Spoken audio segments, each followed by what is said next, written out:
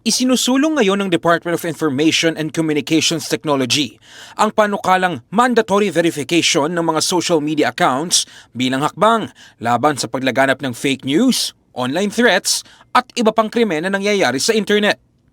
Sa ilalim ng panukala, maaaring obligahin ang mga social media users na ipaberipika ang mga account upang hindi na makapagtago sa likod ng anonymity ang mga gumagamit ng online platforms sa panlilinlang, pananakot at panlalamang sa kapwa. Ngunit agad itong sinalubong ng pangamba mula sa grupong Digital Pinoys na nagbabala sa posibleng epekto nito sa privacy rights, digital safety at kalayaan sa pagpapahayag ng mga mamamayan. Well, linawin natin, no? Sinusuportahan natin yung kampanya ng mga DICT laban dun sa mga fake news, laban dun sa mga online harms na nagtatago sa anonymity. At ang pinapaalala lamang natin sa DICT ay kailangang pag-aralang maigi yung social media, yung polisiya na nagtutulak sa social media verification. Kasi tingin natin, tama na labanan, tama yung direksyon, tama yung intensyon ng DICT, pero ayaw kasi natin na kung kailan lumabas yung polisiya ay magkakaroon ng mga question hinggil sa legalidad nito, no? Hati rin ang pananaw ng publiko hinggil sa panukala. Ayon sa ilang Pilipino, delikado umunong ipagkatiwala ang personal na impormasyon sa gobyerno at sa mga social media platforms, lalo na kung walang malinaw na garantiya sa data security at protection laban sa hacking at maling paggamit ng datos. Para sa akin po, delikado pa rin po eh. Bakit, kasi, sir?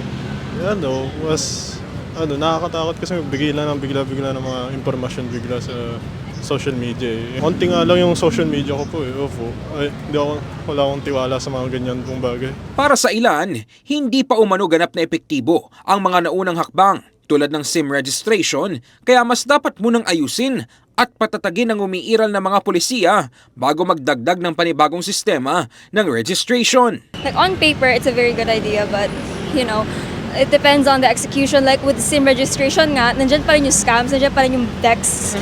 Sinabi nyo nga po, para po siyang sa SIM registration, but that didn't work, so.